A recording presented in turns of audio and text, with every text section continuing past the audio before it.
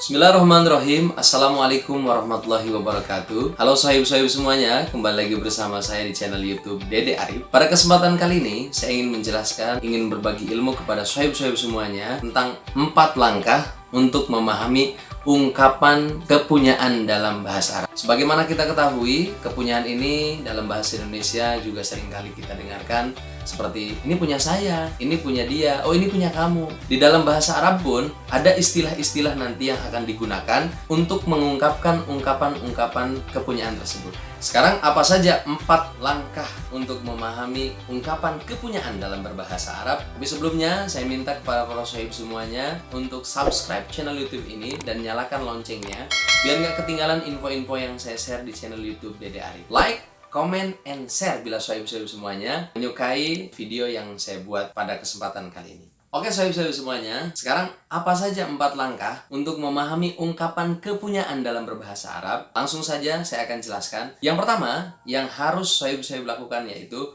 menghafal kata ganti atau dalam bahasa Arab disebut dengan domir. Nah, domir ini terbagi kepada 3. Ada pembicara, ada orang kedua, dan ada orang ketiga. Pembicara mungkin bisa saya dan kami. Kalau orang yang kedua, kamu. Kalau orang yang ketiga berarti dia. Nah sekarang, sohib-sohib semuanya, yang pertama ini harus menghafal istilah-istilah ini. Istilah, apa bahasa Arabnya saya, apa bahasa Arabnya kami, apa bahasa Arabnya kamu, dan apa bahasa Arabnya dia. Oke, sekarang langsung saja. Yang pertama, kalau umpama bahasa Arabnya dia, laki-laki, ini jadi dalam bahasa Arab ini dipisah. Dia ada laki-laki, dan dia perempuan. Nah selalu, dalam percakapan sehari-hari dalam bahasa Arab, itu mesti dibedakan antara dia laki-laki dengan dia perempuan. Nah sekarang apa bahasa Arabnya dia laki-laki? Dia laki-laki itu dua, kemudian mereka berdua itu huma. Kalau mereka lebih dari 3 disebutnya hum. Kalau dia perempuan disebutnya hiya. Kemudian mereka berdua huma. Kalau mereka perempuan banyak itu hunna. Kemudian kamu itu anta. Kamu berdua antuma. Kalian banyak kan lebih dari 3. Antum, kamu perempuan itu anti, kamu perempuan berdua antuma, kamu perempuan lebih dari 3 itu antunna, dan saya itu ana, kami itu nahnu. Mungkin bagi yang sekolahnya dulu di MI, di madrasah, itu mungkin sudah pernah menghafal domir-domir ini atau kata ganti ini. Huwa, huma, hum, hiya, huma, hunna, anta, antuma, antum, anti, antuma, antunna, ana, nahnu. Ini adalah domir yang harus dihafal, yang harus dipahami oleh sahib-sahib semuanya. Oke sahib-sahib semuanya, sekarang biar lebih mudah, kita hafal saja ungkapan-ungkapan atau kata ganti tadi dengan huwa, huma, hum, hiya, huma, hunna, anta, antuma, antum, anti, antuma, antunna, ana, nahnu. Cara menghafalnya, huwa, huma, hum berarti 3 ini untuk laki-laki, hiya, huma, hunna itu untuk perempuan, anta, antuma, antum kata ganti orang kedua, anta, antuma, antum yang laki-laki, anti, antuma, antuna kata ganti orang kedua itu untuk yang perempuan, anta, antuma, antunna. Kalau ana, nahnu pembicara atau dalam bahasa Arab disebutnya mutakalim. Oke, sekarang kita hafalkan bersama-sama. Huwa, huma, hum, hiya, huma, hunna, anta, antuma, antum, anti, antuma, antunna, ana, nahnu. Bagaimana sahib-sahib semuanya? Sudah tahu mungkin ya? Jadi saya ulangi lagi.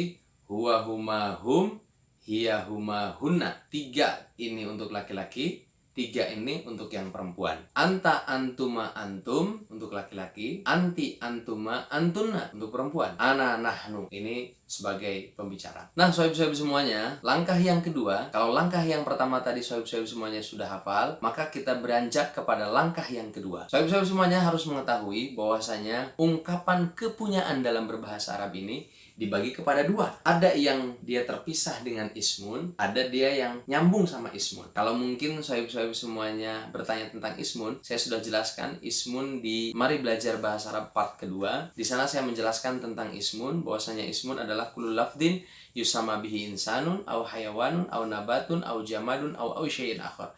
Jadi sesuatu yang mempunyai isim, mempunyai nama, itu disebutnya al-ismu dalam bahasa Arab. Nah, ungkapan kepunyaan dalam bahasa Arab ini, dia ada yang terpisah, ada yang nyambung. Disebutnya ada yang muttasil, ada yang munfasil. Sebagai contoh aja, contoh kalau umpama kepunyaan saya, yang dia terpisah dengan ismun itu disebutnya li. Kalau yang nyambung itu ya. Nah, jadinya seperti ini. Oh, ini pulpen saya. Hadzal qalamu li. Tapi ada juga yang dia nyambung sama ismun. Contoh, kolamun tadi, pulpen artinya. Nah, kita bilang aja kolami. Ini dia perbedaan antara kepunyaan yang dia nyambung sama ismun dengan kepunyaan yang dia terpisah dengan ismun. Sekarang kita beranjak kepada langkah yang ketiga. Nah, langkah yang ketiga ini langkah yang menggabungkan antara langkah yang pertama dengan langkah yang kedua. Di langkah yang pertama tadi saya menjelaskan, saya memberitahu kepada sohib-sohib semuanya untuk menghafal domir atau kata ganti.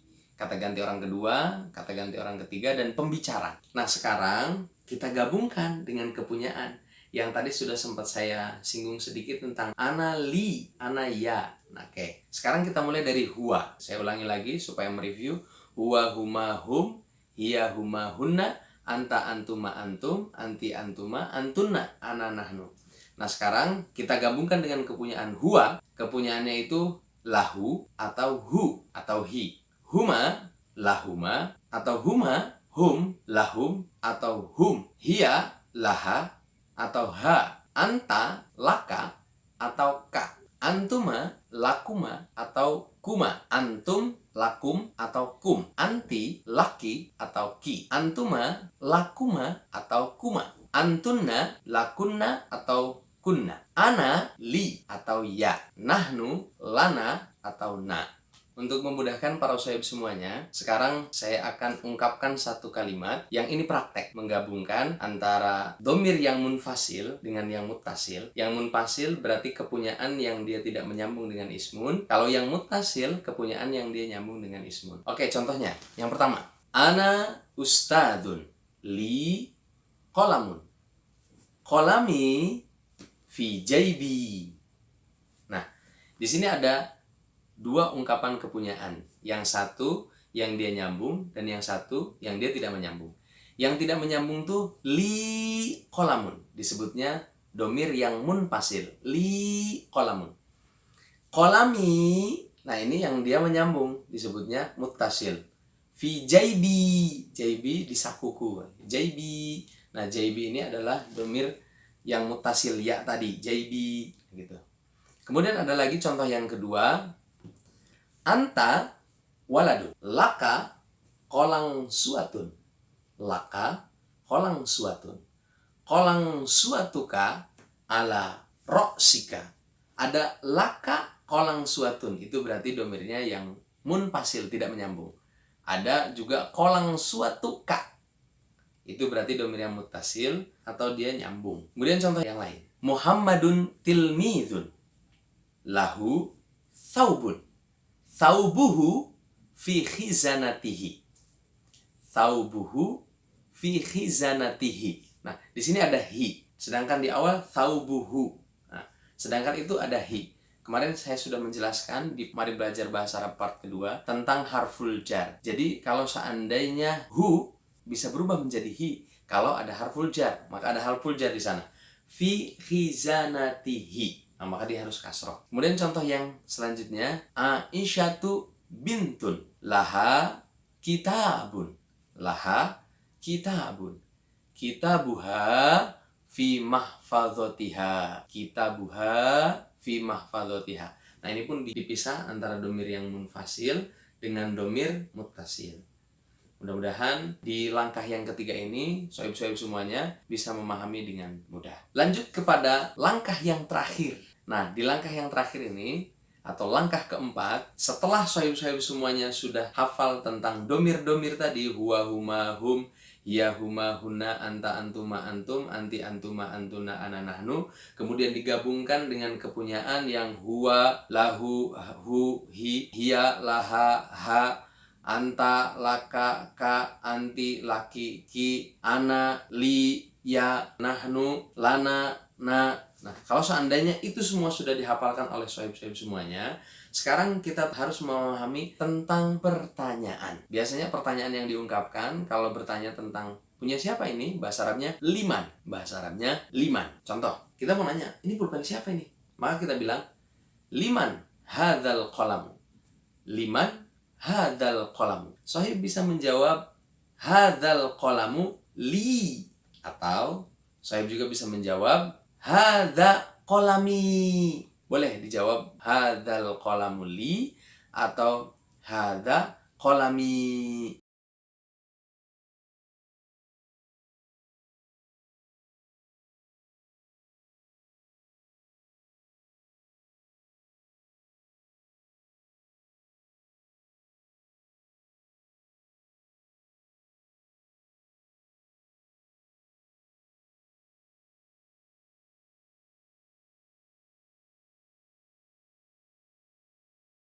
Kemudian ada lagi pertanyaan, pakai kaifa artinya bagaimana. Ini yang sering ditanyakan, kaifa haluka. Biasanya orang-orang akan menjawab, alhamdulillah, inni bi khair. Tapi kalau umpama saya mau jawab seperti ini pun boleh. Kaifa haluka, hali bi khairin alhamdulillah.